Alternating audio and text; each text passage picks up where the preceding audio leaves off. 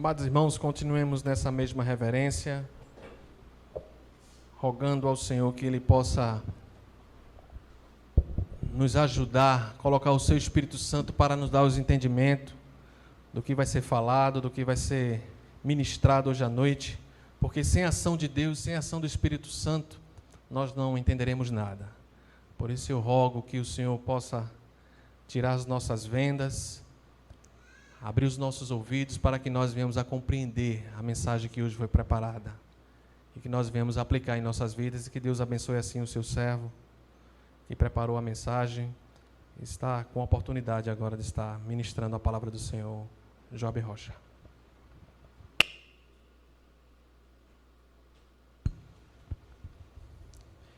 Irmãos, quero convidá-los para abrir a palavra de Deus no texto que se encontra no primeiro livro de Samuel, capítulo 11, onde faremos a leitura do versículo 1 ao versículo 11.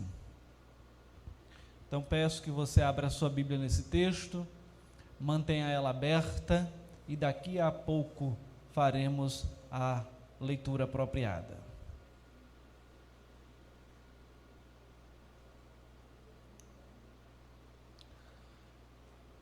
Primeiro livro de Samuel, capítulo 11, versículos do 1 ao 11.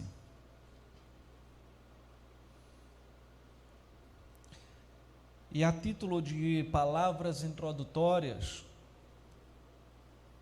gostaria então que nesse momento, nessa época em que estamos vivendo, numa época tão miscigenada, em outras palavras, com tantas misturas que há neste mundo, vamos olhar para a igreja do Senhor, para a igreja cristã, ou para a própria religião cristã como um todo, e vamos perceber que ela mesma também tem sido miscigenada. Ela tem perdido a sua identidade com o passar do tempo. É certo que este fato também da perda da identidade da igreja cristã, ela ocorreu nos anos pré-reforma, ou seja, antes da reforma protestante, lá em 1517. Todavia, hoje, vivemos numa época chamada de pós-modernismo, ou pós-modernidade, onde a relatividade ela reina, onde vamos nos deparar com a ausência de uma verdade absoluta, onde as pessoas elas passam também a perder a sua própria identidade. E quando eu falo perder a sua própria identidade, eu não estou falando da carteira de identidade, que agora já está se tornando digital, mas a sua identidade como pessoa, o seu aspecto emocional, espiritual, a pessoa diante de tantas verdades ou supostas verdades, acaba não sabendo em que acreditar, ou em que pautar-se para viver. Qual uma prova disso? São as mentiras modernas. E quais são as mentiras modernas? As fake news, um nome bonito, para mentiras. De maneira, irmãos, que a gente recebe tanta informação que muitas vezes não sabemos em que acreditar. Será que isso é verdade? E assim, isso é um resultado dessa sociedade miscigenada, de forma que, ainda fazendo uma ponte com a igreja lá do passado, antes da reforma, vamos então perceber que aquela igreja havia perdido a identidade que tanto a caracterizava na época primitiva, ou na igreja primitiva, se corrompendo, se prostituindo e negando as verdades da palavra de Deus. Perante isto, o que se tem em foco É o diálogo sobre a nossa identidade como igreja, nossa identidade como discípulos de Jesus neste mundo afastado de Deus e tão cheio de problemas. Entendemos que o nosso chamado, o meu e o seu, precisa ficar bem claro. É preciso ficar bem claro qual a nossa identidade como cristãos e qual a nossa missão enquanto aqui estivermos. Cremos que aprendendo mais sobre a nossa missão, sobre a nossa visão, sobre os nossos objetivos e os valores que norteiam a igreja como um todo, promoveremos uma maior unidade, comprometimento e amor também pela igreja local, pela IPSM. Às vezes, a falta de clareza da nossa identidade, ela inibe ou reduz o maior engajamento daqueles que ainda não se comprometeram, o chamado ou não compreenderam o chamado que Jesus Cristo fez a todos os discípulos. Nós estudamos hoje na escola dominical a respeito dos dons espirituais. E uma realidade que ali foi pontuada é de que não existe crente sem dom. Todos têm um dom. Podem estar negligenciando o seu dom ou não têm identificado ainda o seu dom. Mas não existe crente estéril, crente sem um dom espiritual. Deus capacita todos para que possam servir a igreja, ao corpo da igreja, ao corpo de Cristo, de forma que os dons, eles visam a edificação coletiva, o aperfeiçoamento coletivo e não meramente uma edificação pessoal. Desta forma, irmãos, desde o início do seu ministério na terra, a missão dada por Jesus a todos os seus seguidores, ela está bem clara, conforme é registrada em Marcos capítulo 3, versículos do 13 ao 15, em Mateus capítulo 28, versículos do 18 ao 20, e conforme vimos há 15 dias, o próprio Cristo nos enviou para fazer outros discípulos, dando-nos a ordem e a autoridade para pregar o Evangelho e também para expandir o reino aqui, reduzindo a ação demoníaca deste mundo. Aprendemos que seguir a Jesus envolve um processo de relacionamento com Ele, uma transformação pessoal e também um propósito de sermos discípulos frutíferos, crentes que frutificam, e com o objetivo final de transformarmos as pessoas deste mundo. E isso ficou tão claro para os seus primeiros discípulos, que eles mesmo, quando escreviam suas cartas, costumavam se identificar como servos, discípulos de Jesus, porque era a identidade deles, servos e discípulos de Jesus. E essa também é a nossa identidade. Nós somos discípulos de Jesus. Mas o que é que, afinal de contas, tem o texto de Samuel a ver com tudo isso que nós falamos hoje? Hoje vamos avançar um pouco mais e analisarmos como o Senhor espera que cumpramos a missão que Ele tem dado para nós. E agora sim o nosso texto, 1 Samuel 11, versículos do 1 ao 11, diz assim: Então subiu Naás, Amonita, e sitiou a Jabes Gileade, e disseram todos os homens de Jabes a Naás: faze aliança conosco e te serviremos. Preste bem atenção nesse versículo. Disseram todos os homens de Jabes a Naás: faze aliança conosco e te serviremos. Porém, Naás, Amonita, lhes respondeu: farei aliança convosco sob a condição de vos serem vazados os olhos direitos, trazendo assim eu vergonha sobre todo Israel. Então os anciãos de Jabes lhe disseram: concede-nos 7 dias para que enviemos mensageiros por todos os limites de Israel, e não havendo ninguém que nos livre, então nos entregaremos a ti. Chegando os mensageiros a Gibeá de Saul, relataram este caso ao povo. Então todo o povo chorou em voz alta. Eis que Saul voltava do campo, atrás dos bois, e perguntou: que tem o povo que chora? Então lhe referiram as palavras dos homens de Jabes. E o Espírito de Deus se apossou de Saul, quando ouviu estas palavras, e acendeu-se sobremodo a sua ira. Tomou uma junta de bois, cortou-os em pedaços e os enviou a todos os territórios de Israel, por intermédio de mensageiros que disseram: assim se fará aos bois de todo aquele que não seguia a Saul e a Samuel. Então caiu o temor do Senhor sobre o povo, e saíram como um só homem. Contou-se em Bezeque, dos filhos de Israel, havia 300.000, dos homens de Judá, 30.000. Então disseram aos mensageiros que tinham vindo: assim direis aos homens de Jabes e Gileade: amanhã, quando aquentar o sol, sereis socorridos. Vindo, pois, os mensageiros e anunciando aos homens de Jabes, eles se alegraram e disseram aos amonitas: amanhã nos entregaremos a vós outros. Então nos fareis segundo o que melhor vos parecer. Sucedeu que ao outro dia Saul dividiu o povo em 3 companhias, que pela vigília da manhã vieram para o meio do arraial e feriram a Amon, até que se fez sentir o calor do dia.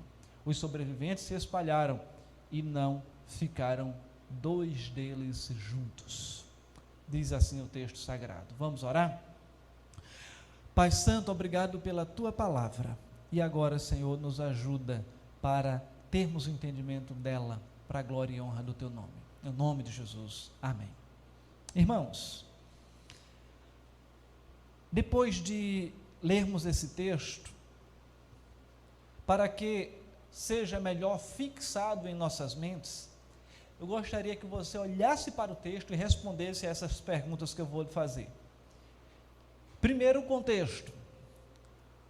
O povo ali estava, o povo de Jabes e Gileade, uma porção da nação de Israel, estava sitiada por um exército, onde o seu líder era Naás. E o que é que ocorre aqui? Os israelitas fizeram uma proposta para Naás.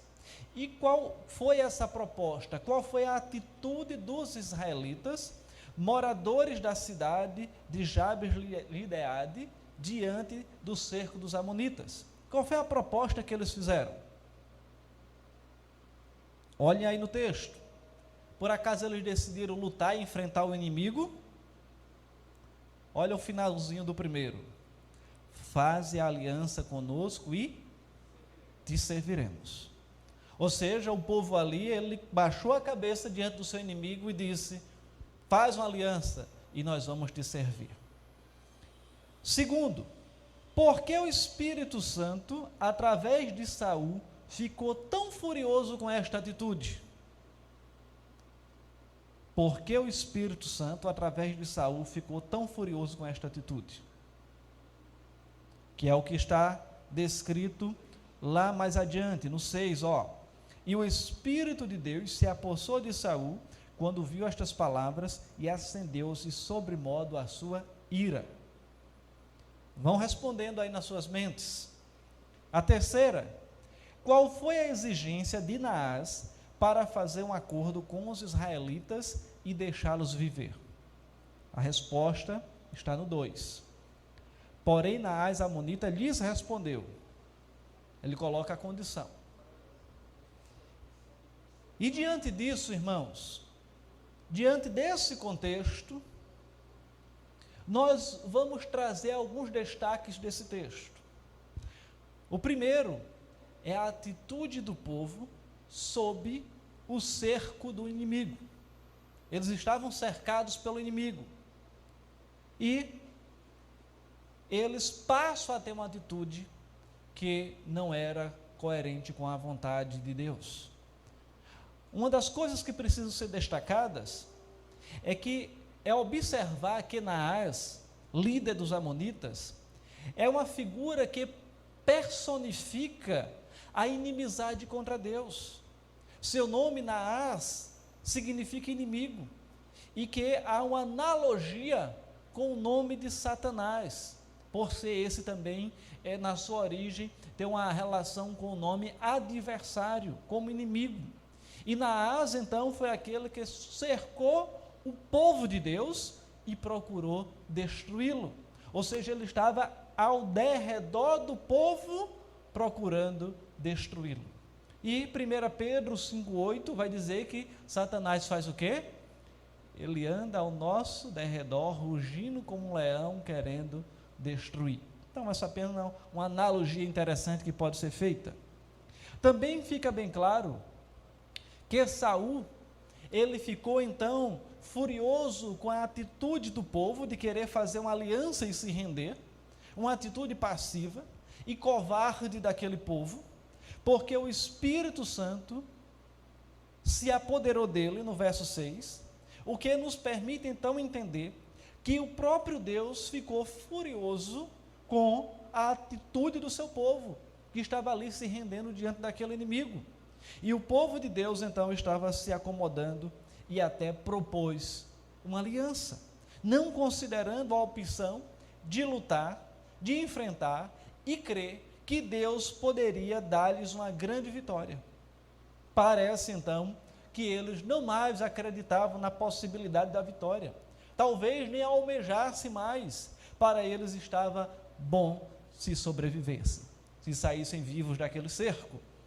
E preste bem atenção que no verso 1 vai dizer: e disseram todos os homens.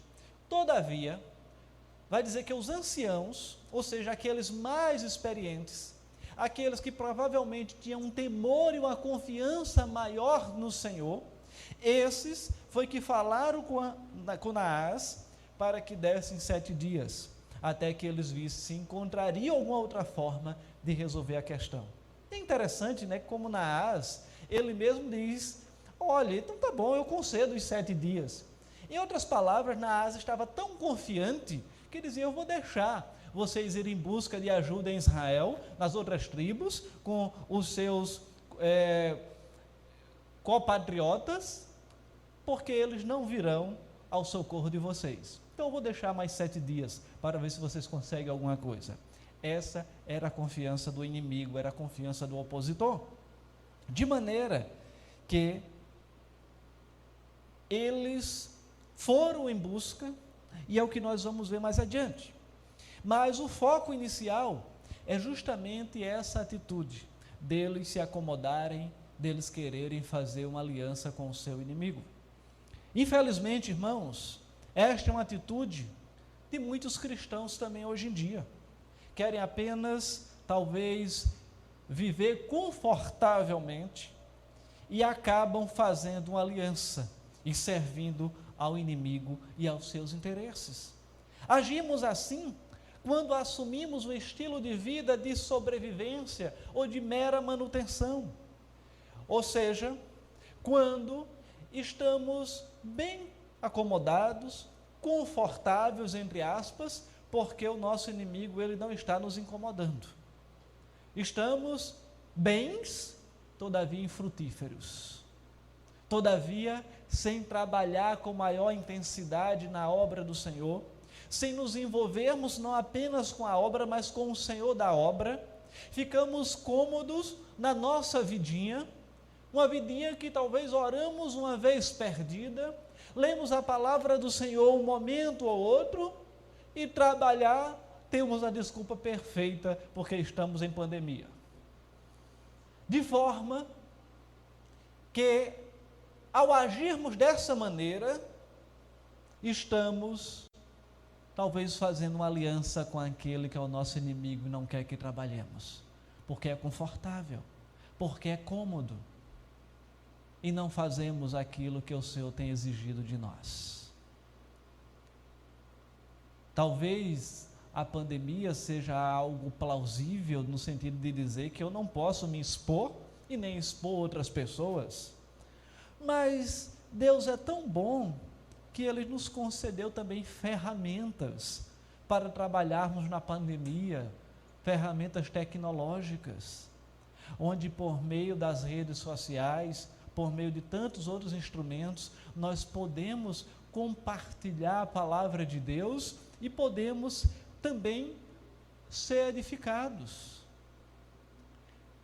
E quantas vezes eu vejo no início do culto das 18 horas, que Licênia, Manassés compartilham o link no grupo da igreja e dizem: irmãos, compartilhem com outras pessoas. E quantas vezes nós temos compartilhado esse link com outras pessoas? Ou melhor, quantas vezes, talvez no dia em que você não esteja aqui, você está na sua casa e você acompanha a transmissão pelo YouTube? Acho que há umas 3 semanas eu fiz referência a isso, em decorrência da quantidade de pessoas que estavam acompanhando, a quantidade de pessoas que tinha aqui presente e a quantidade de pessoas que estavam acompanhando. Hoje eu nem sei, eu não acompanhei aqui. Tem quantos aí acompanhando agora? 6? 6 pessoas acompanhando a nossa transmissão. E o que é que nós precisamos entender, irmãos? É que é hora de nos engajarmos com o Senhor da obra e com a obra dele. É hora de refletirmos sobre como está o nosso serviço ao Senhor. 2020 está acabando. Estamos indo para os últimos dias. E mesmo em face da pandemia, o que foi que você fez em 2020 para o Senhor? O que foi que mudou com relação a 2019? A aliança que você tem sido fiel é a aliança ao Senhor Deus? Ou talvez a aliança do comodismo, a aliança da tranquilidade, entre aspas, dizendo: eu quero viver uma vida tranquila e essa mesmice para mim está bom demais. Isso era o que o povo ali de Jabes Gileade estava entendendo que era bom e que era suficiente. Era viver servindo ao inimigo desde que estivesse vivo. Ou seja, um estado praticamente vegetativo. Mas andando um pouquinho mais, irmãos, quantas vezes deixamos de viver alguns propósitos para a nossa vida, porque o suficiente, o mínimo, a sobrevivência, a gente já acha que é o suficiente? Ou quantas vezes a igreja desiste de alcançar o mundo para Cristo e escolhe apenas manter o que já alcançou, sem crer que pode ser relevante na vida de tantas outras pessoas que estão aqui à nossa volta? É necessário entender que nós crescemos quando estamos honrando a aliança do nosso Deus, quando estamos exercendo os nossos dons na vida da igreja. Todos nós temos dons para servir ao Senhor. Não precisa ser na mesma intensidade e o mesmo que outros, ou mesmo que o outro tem. Estudamos hoje pela manhã também que, lamentavelmente, nas últimas décadas, se tem, em alguns segmentos evangélicos, se dado ênfase a um determinado dom em detrimento de outros. Quantas vezes tem muita gente que diz: eu quero o dom de línguas, porque é um dom que traz evidência. Em alguns ambientes religiosos, até você não ter o dom de línguas é você ser um crente de segunda classe, porque tem de ter. Não, não tem de ter. Os dons são diversos. Os dons são variados. E Paulo combate esse entendimento na sua primeira carta, no capítulo 12, quando diz que os dons eles são distribuídos como membros do corpo. Mão, pés, olhos, ouvidos, boca, nariz, E ele até diz: imagine se todos fossem ouvidos, ou todos fossem olhos, que anomalia seria essa? Então cada um tem um dom dado por Deus. Se você ainda não está executando esse dom, ore ao Senhor, peça ajuda para que seja identificado e você possa servir ao Senhor com intensidade. Interessante que na sequência do nosso texto, encontramos como segundo destaque o objetivo do inimigo para com o povo. Podemos observar que no versículo 2 ele diz assim: porém Naás amonita lhes respondeu: farei aliança convosco sob a condição de vos serem vazados os olhos direitos, trazendo assim eu vergonha sobre todo Israel. Essa era a condição para fazer uma aliança. Podemos então observar que o inimigo de fato não queria matar os habitantes de Jabes de Gileade, queria mesmo era desmoralizar aquela nação. Também é necessário entender que, fazendo uma analogia, um crente ele serve muito melhor aos propósitos do inimigo quando sai por aí exibindo então uma vida derrotada e medíocre, andando cabisbaixo, não sendo vencedor na vida cristã e nem executando a obra de Deus, porque está fazendo o que Satanás quer e não o que Deus quer.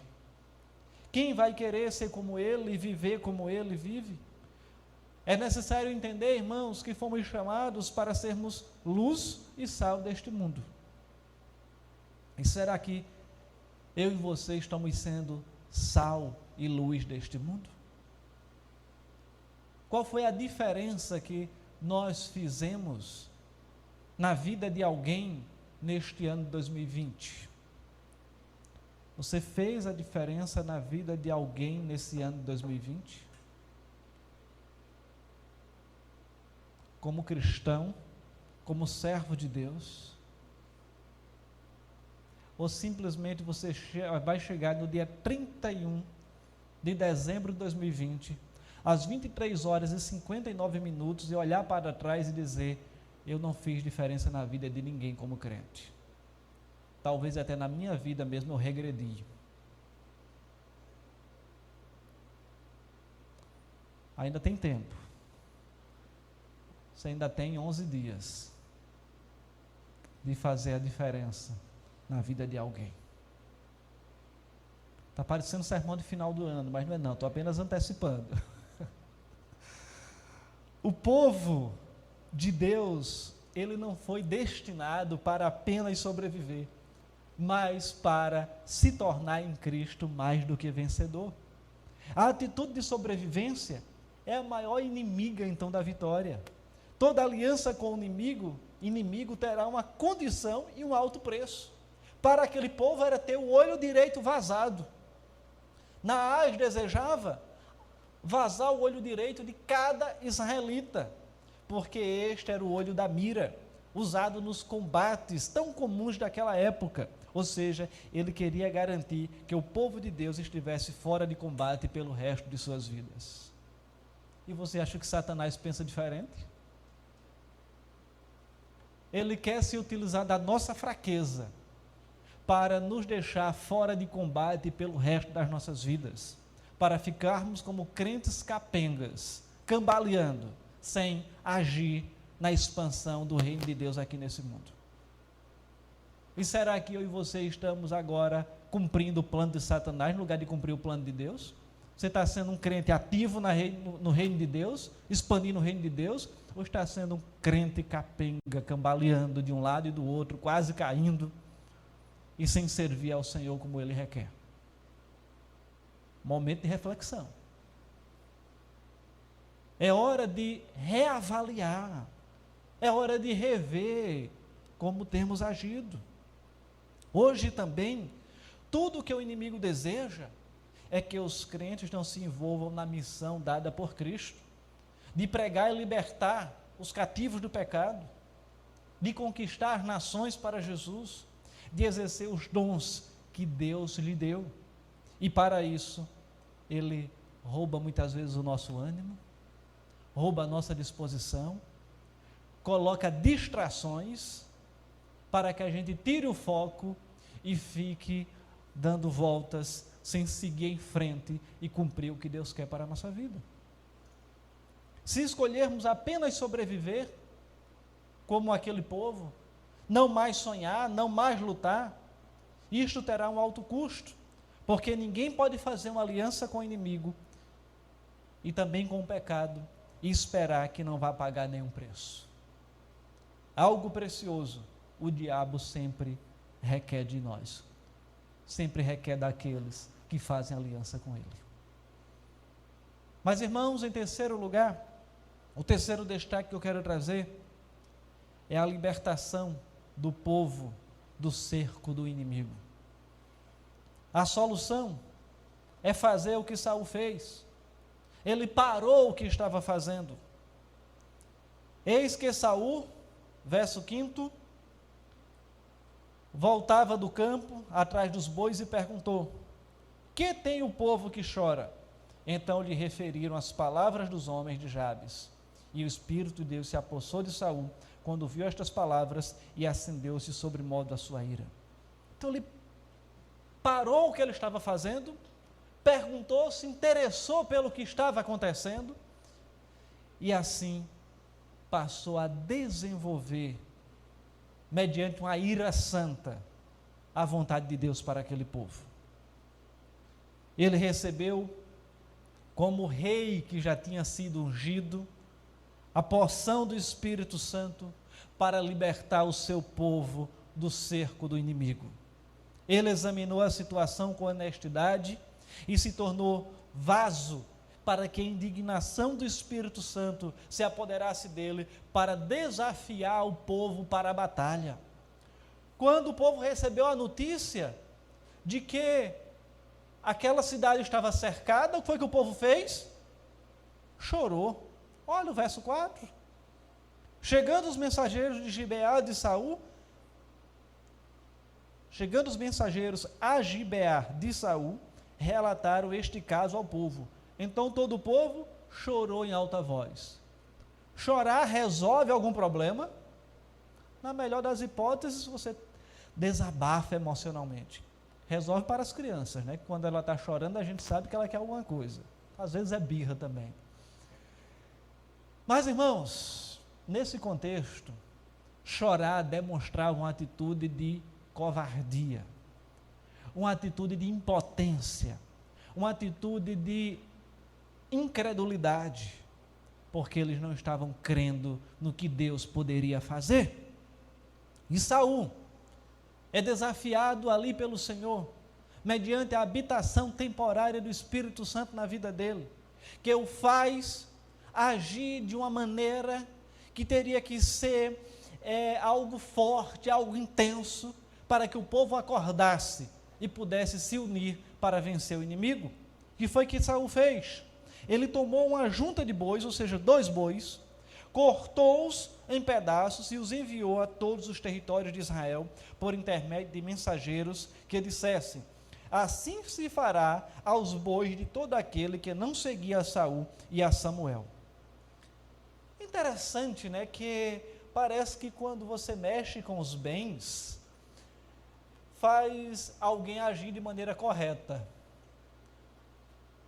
Quando é que alguém não quer ultrapassar um sinal vermelho? Quando tem uma câmera lá para não ser multado. Quando é que alguém às vezes não comete uma certa infração de trânsito?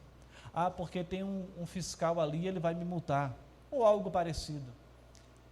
E essa estratégia parece que é bem antiga, que Saul se utilizou e disse: olhe, estão vendo esses pedaços de carne aqui dos meus bois? Se vocês não se unirem agora na luta contra Israel, ou melhor, a favor de Israel, contra o inimigo, eu vou fazer isso com os bens de vocês também. Lembrando que a essa altura, Saul já tinha sido ungido rei, conforme nós vimos nos versículos anteriores, quando lemos aqui do 17 ao 27 do capítulo 10. E o resultado qual foi? No dia seguinte, contou-se em Bezeque dos filhos de Israel, haviam quantos? 30? 300? 3 mil? 30 mil? Não, 300 mil. Versículo 8. E quantos tinham da tribo de Judá? 30 mil. Lembrando que aqui é o contexto do reino dividido. Não, ainda não. Mas o autor fez questão de especificar isso aqui de tribos diferentes. E ele mesmo, Saul, ele foi à frente, no temor do Senhor, se engajou na batalha e ali promoveu a vitória de Israel sobre o seu inimigo. De maneira que podemos entender que os desafios estavam ali à frente daquele povo, mas agora, mediante a ação do Espírito Santo na vida de Saul, ele arregimentou o povo, motivou o povo para ir à frente, para ir à batalha e ali tornar aquela nação mais do que vencedora. Cabe então observarmos, irmãos, que na nossa peregrinação nesse mundo, até o dia que Jesus voltar, ou o dia que nos encontrarmos com Ele mediante a nossa morte, nós vamos ter obstáculos, nós vamos encontrar pedras no nosso caminho, vamos encontrar desafios, mas é necessário insistirmos, agirmos com intensidade espiritual, não desistirmos fácil, orarmos com maior intensidade, jejuarmos e pagarmos o preço que for necessário para vencermos os nossos inimigos. Precisamos decidir que não somos cristãos apenas sobreviventes, mas somos crentes mais do que vencedores em Cristo Jesus. Temos muitas vezes o mau costume de desistir no primeiro obstáculo. Quando olhamos para a história de Jário, que está registrada lá em Marcos capítulo 5, apesar dos vários obstáculos na caminhada dele, a sua posição na sinagoga, que poderia impedir de ir ao encontro de Cristo, a multidão que cercava Jesus, a parada para entender uma mulher enferma, a notícia terrível da morte da sua filha, mas mesmo assim ele não desistiu. Ele tinha se humilhado diante de Jesus, tinha lançado-se ao chão e implorado insistentemente. E o que foi que aconteceu? Jesus foi ao seu lar e ali ressuscitou a sua filha. O impossível, Jesus fez acontecer. E quantas vezes alguma coisa na nossa vida nós achamos que seja impossível, mas Jesus é o que faz o impossível acontecer. Quando não mais há solução da perspectiva humana, Jesus pode fazer soberanamente o milagre. Então, não podemos nos acomodar, não se acomode, não faça alianças com o inimigo, não negocie seus valores e nem os objetivos e nem as promessas que Deus tem para nós. Se você está ou foi ferido pelo inimigo, Deus pode curar e restaurar a sua vida espiritual. E somos desafiados a fazer isso a cada dia, nos colocarmos diante de Deus e pedirmos a restauração. Aquele povo já havia se rendido, mas mediante a sabedoria de alguns anciãos, eles foram em busca de ajuda, e Deus, por meio de Saul, fez eles serem libertos do cerco que o seu inimigo estava fazendo sobre eles. Por meio de Saul, Israel se tornou vencedor do cerco do inimigo chamado Naás.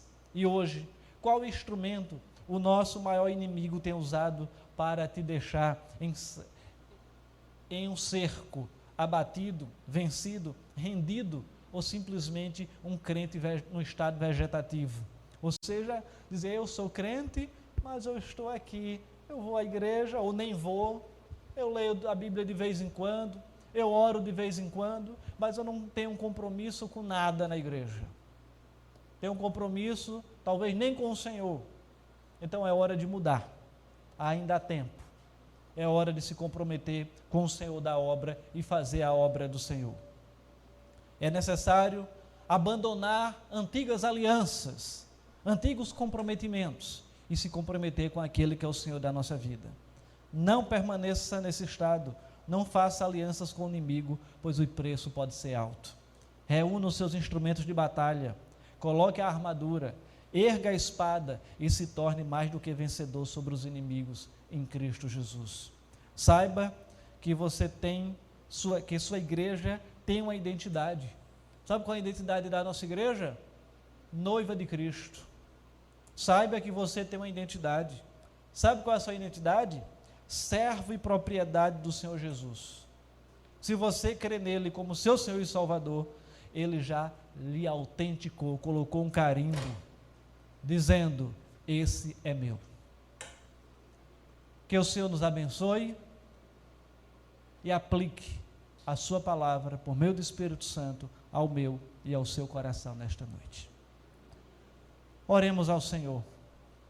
Pai eterno, obrigado pela tua palavra, e que o Senhor continue cuidando de nós, dando-nos a visão, dando-nos os desafios, nos concedendo os meios para sermos servos fiéis, hoje e para todo sempre, até o encontro com o Senhor Jesus, aquele que morreu por nós ali na cruz. Dá-nos essa graça e aplica a tua palavra ao coração de cada um dos que estão aqui hoje, e também daqueles que estão nos acompanhando pelo YouTube, ou daqueles que talvez amanhã, depois, irão assistir essa mensagem pelo YouTube. Que o Senhor aplique essa palavra a cada um dos corações. Em o nome de Jesus. Amém.